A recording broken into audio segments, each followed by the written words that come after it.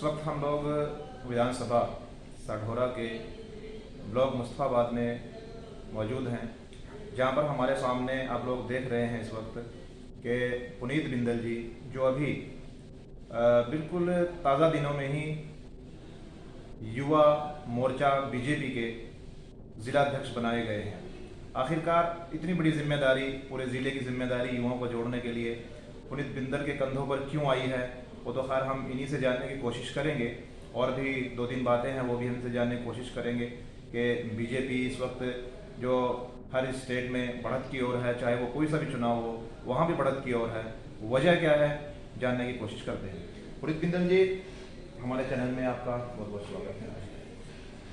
पुनीत बिंदल जी, एक सवाल है आपसे, क्योंकि बहुत दिनों के बाद आपसे जानने का मौका मिला है। आपको इतनी बड़ी जिम्मेदारी दी गई है युवा डिस्ट्रिक्ट प्रेसिडेंट की, तो जानना चाहेंगे कि इतनी बड़ी जिम्मेदारी ये आपके कंधों पर आ गई है, वजह क्या है इसकी, और लोग जिम्मेदार में थे?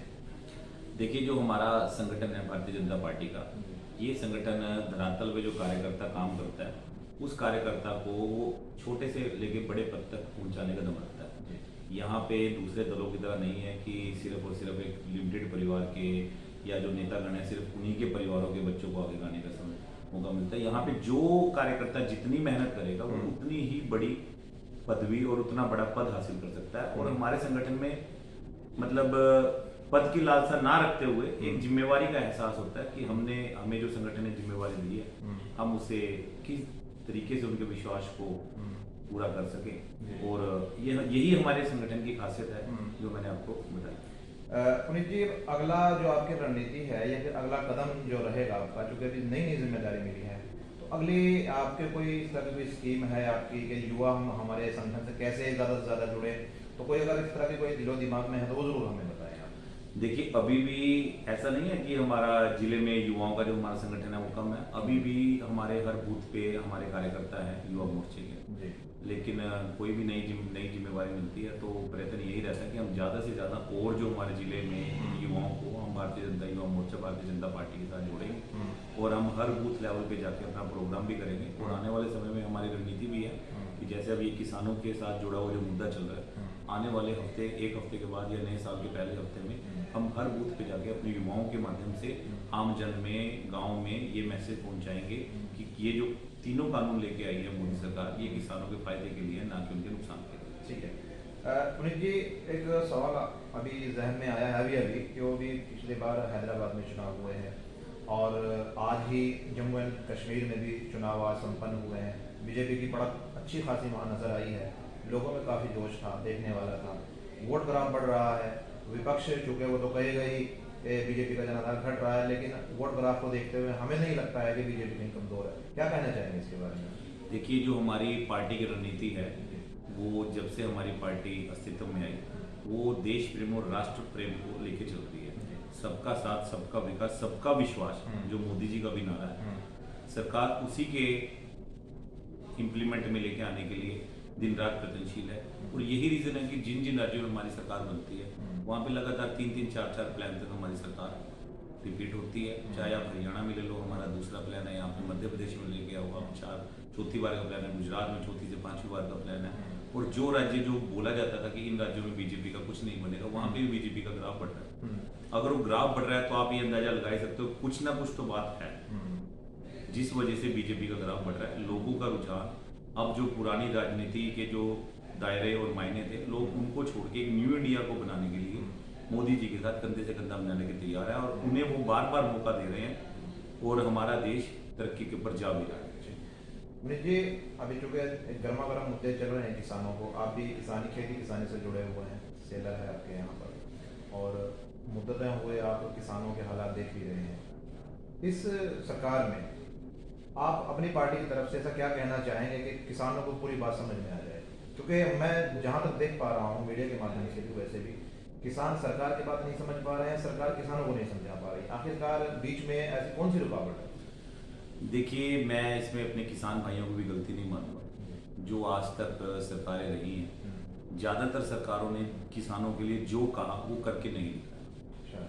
लेकिन मैं अपनी सरकार का और अपने प्रधानमंत्री जी के बारे में एक बात बताना चाहूँगा उन्होंने एक प्रण लिया था कि 2022 तक मैं किसानों की आय को दुगना करूंगा।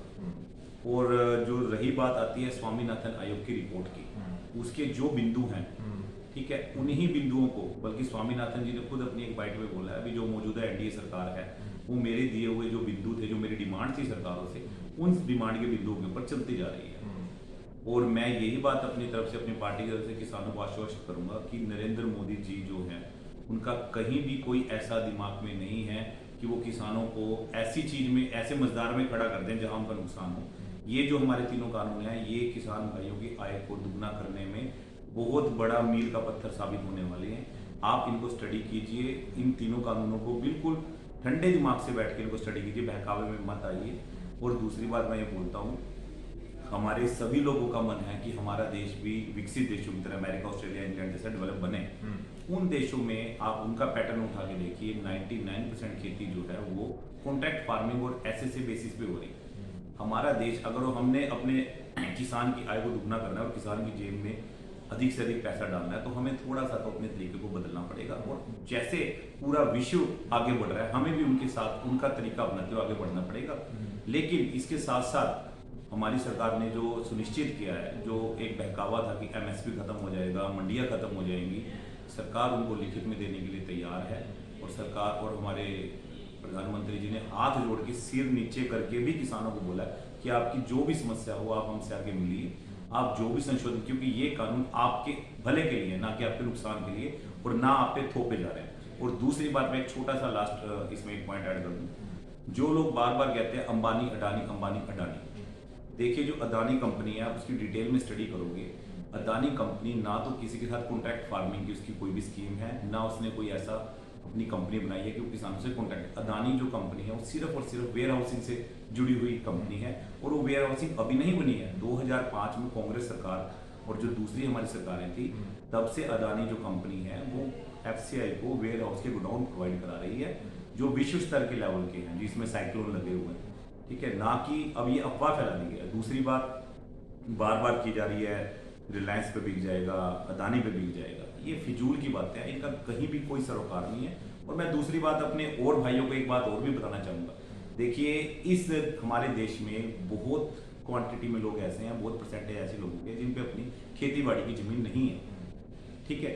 तो जो आप लोग इन कॉर्पोरेट्स को गाली देते हो भी ऐसे हो गया वैसे हो गया, ये कॉर्पोरेट्स करोड़ों लोगों को इज्जतदार नौकरी दे रही हैं और अपने परिवार का पालन पोषण करने का मौका दे रही हैं। अगर जो कॉर्पोरेट्स को आप गाली दोगे, कॉर्पोरेट्स अगर आप चाहते हो कि इस देश से हट जाए, ठीक है, तो फिर क्या करेगा वो जो इतना भारी तबका है जिसपे जमीन नहीं है, फिर या तो वो खेत में आके मजदूरी करेगा, वो अब आम जनता को। चलिए इस वक्त पुनीत बिंदल जी ने पूरी बातें खोलकर रखी हैं हमारे सामने।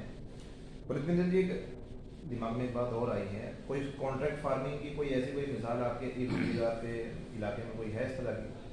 मैं आपको छोटा सा एग्जांपल दे देता हूँ, सब लोग इसको जानते होंगे, मैं बड़ा शॉर्ट में बताऊंगा। आज से 3-4 साल पहले जो पोल्ट्री फार्म हुआ करते थे, जो ब्रॉयलर वगैरह 40 दिन के जो बैच होते थे, ज्यादातर पोल्ट्री फार्मों पे ताले लग गए थे, लोग परेशान हो गए थे, कर्जे उन पे बढ़ गए थे, और हर गांव में जो 2-3-4 पोल्ट्री फार्म मिलते थे छोटे बड़े, सब पे ताले लग गए थे। लेकिन पिछले 3-4 सालों से वेंकीज या और जो कंपनी है वो कॉन्ट्रैक्ट पोल्ट्री फार्मिंग कर रही है। उसमें किसी के साथ जोर जबरदस्ती नहीं है, जिसका मन होता है वेंकीज के साथ कॉन्टैक्ट करो, जिसका नहीं है वो अपने आप पोल्ट्री फार्मिंग खुद करो। लेकिन मैक्सिमम मेरे लिंक में मेरे बहुत यार दोस्त ऐसे हैं जिन्होंने अपनी सारी जो पोल्ट्री फार्म है वो कॉन्ट्रैक्ट पे दे दिया। और दूसरी बात, उसमें जो उनका एग्रीमेंट है, बच्चा हो गया, फीड हो गया, सिर्फ वैंकी उसको लेन देन कर रही है, जो उनकी जगह है, जमीन है, उसका कहीं पे भी किसी कॉन्ट्रैक्ट में ना तो नाम है ना उस चीज का कोई जिक्र है। यानी मालिक का जो मालिकाना हक जो है वो किसान पे ही रहेगा, चाहे वो पोल्ट्री फार्मिंग में हो, चाहे वो जो कॉन्ट्रैक्ट फार्मिंग का नया कानून हो उसमें। कॉन्ट्रैक्ट फार्मिंग के कानून में भी दूसरे तीसरे पॉइंट पे यही लिखा गया है कि जो भी कॉन्ट्रैक्ट होगा वो सिर्फ फसल का होगा, ना कि जमीन का।